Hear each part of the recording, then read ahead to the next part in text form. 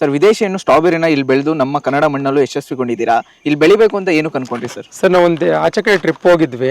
ಅಲ್ಲಿ ಸ್ಟ್ರಾಬೆರಿ ನೋಡಿದ್ವಿ, ತುಂಬಾ ಸ್ವೀಟ್ ಆಗಿತ್ತು. ಸೊ ಹಾಗಾಗಿ ನಾವೇ ಟ್ರೈ ಮಾಡಬಾರ್ದು ಅಂತ ಹೇಳಿ ಇಲ್ಲಿ ತಂದು ಬೆಳೆದಿರೋದು. ಬಿಫೋರ್ ಸ್ಟ್ರಾಬೆರಿ ಸ್ಟಾರ್ಟ್ ಮಾಡೋದಕ್ಕಿಂತ ಮುಂಚೆ ನೀವು ಯಾವ ರೀತಿ ಇಲ್ಲೆಲ್ಲ ಪ್ರಿಪ್ರೇಷನ್ ಮಾಡ್ಕೊಬೇಕು? ಇದು 5 ನೇಗ್ಲು ಹಾಕಿ ನೀಟಾಗಿ 2 ಸತಿ ಉಕ್ಕೆ ಮಾಡ್ಕೋಬೇಕು. ಅದಾದ್ಮೇಲೆ ಕಲ್ಟಿವೇಟ್ ಮಾಡ್ಕೊಂಡು ಒಂದು 5 ದಿನ ಗ್ಯಾಪ್ ಕೊಟ್ಟು ಆಮೇಲೆ ಬೆಡ್ ರೈಸ್ ಮಾಡಿಸಿ ನಾವು ಪೇಪರ್ ಹಾಕೊಂಡು ಇಮಿಡಿಯೇಟ್ ಆಗಿ ಪ್ಲಾಂಟೇಶನ್ ಮಾಡ್ಬೋದು. ಒಂದು ಗಿಡಕ್ಕೆ ನಿಮ್ಗೆ ಎಷ್ಟು ರೂಪಾಯಿ ಬೀಳ್ತು ಸರ್? ನನಗೆ ನಾನು ತಗೊಂಡಾಗಿಲ್ಗೆ 16 ರೂಪಾಯಿ ಬಂದಿತ್ತು. ಬಟ್ ನೆಕ್ಸ್ಟ್ ಇಯರ್ ಇಂದ ನಾವೇ ಇಲ್ಲಿ ಕೊಡೋದ್ರಿಂದ ಸೊ ರೇಟ್ ನೋಡ್ಕೊಂಡು ಕೊಡ್ತೀವಿ. ಸರ್, ಸ್ಟ್ರಾಬೆರಿ ಬೆಳೆಯೋಕೆ ಯಾವ ತಿಂಗಳು ಸೂಕ್ತ? ಸೆಪ್ಟೆಂಬರ್ ಟು ನವೆಂಬರ್ ಒಳಗೆ ಹಾಕೊಂಡ್ರೆ ಬೆಸ್ಟ್. ನೀವು ಯಾವ ತಳಿ ಹಾಕಿದ್ದೀರಾ? ನಂದು ವಿಂಟರ್ ಡೌನ್ ಸರ್. ಇವಾಗ ಸೆಪ್ಟೆಂಬರ್ ಹಾಕಿದ್ರೆ ಎಲ್ಲಿವರೆಗೂ ನಿಮಗೆ ಹಣ್ಣು ಸಿಗುತ್ತೆ? ಮಾರ್ಚ್ ಏಪ್ರಿಲ್ ತನಕ ಬರುತ್ತೆ. ಡಿಪೆಂಡ್ಸ್ ಆನ್ ಬಿಸಿಲು ಎಷ್ಟು ಚೆನ್ನಾಗಿರುತ್ತೋ ಅದ್ರ ಮೇಲೆ ಡಿಪೆಂಡ್ ಆಗುತ್ತೆ. ಬಟ್ 5 ರಿಂದ 6 ತಿಂಗಳು ಕ್ರಾಪ್ ತಗೋಬಹುದು, ನಾವು ತೊಂದರೆ ಇಲ್ಲ. ಗೊಬ್ಬರ ಏನೆಲ್ಲ ಕೊಟ್ಟಿದ್ರಿ ಸ್ಟ್ರಾಬೆರಿಗೆ? ತಕ್ಷಣಕ್ಕೆ DAP ಬಿಟ್ಟು ಬೇರೆ ಯಾವುದೋ ಗೊಬ್ಬರಗಳು ಕೊಟ್ಟಿಲ್ಲ. ಮತ್ತೆ ಅದು ಬಿಟ್ಟು ನಾನು ವರ್ಮಿ ಕಂಪೋಸ್ಟ್ ಕೊಟ್ಟಿದ್ದೀನಿ.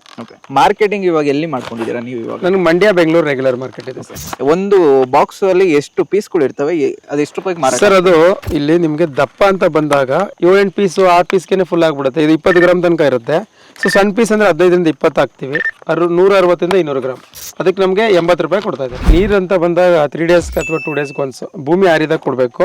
ಬಟ್ ಬರೀ ಸ್ಟ್ರಾಬೆರಿ ಮಾಡಿದಾಗ ನಾವು ತೇವಾಂಶ ಇಟ್ಕೊಳ್ಳೋ ಥರ ನೀರು ಕೊಡಬೇಕು. ಡೈಲಿ 10 ನಿಮಿಷ ಕೊಟ್ಟರು ನಡೆಯುತ್ತೆ, ಇಲ್ಲ ವಾರಕ್ಕೆ 3 ರಿಂದ 4 ದಿನ ಕೊಟ್ಟರು ನಡೆಯುತ್ತೆ.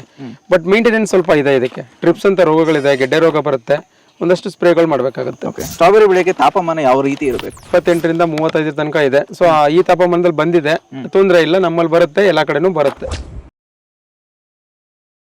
ನಿಮ್ಗೂ ಏನಾದರೂ ಸ್ಟ್ರಾಬೆರಿ ಬೆಳಿಬೇಕು ಅಂತ ಇಂಟ್ರೆಸ್ಟ್ ಇತ್ತು ಅಂದ್ರೆ ನಮ್ಮ ಕನ್ನಡ ಫಾರ್ಮರ್ ಯೂಟ್ಯೂಬ್ ಮತ್ತೆ ಫೇಸ್ಬುಕ್ ಚಾನಲ್ ಸಂಪೂರ್ಣ ಮಾಹಿತಿ ಇದೆ. ಮತ್ತೆ ರೈತರ ನಂಬರ್ ಕೂಡ ವಿಡಿಯೋ ಅಲ್ಲೇ ಇರುತ್ತೆ, ನೀವು ನೋಡಬಹುದು.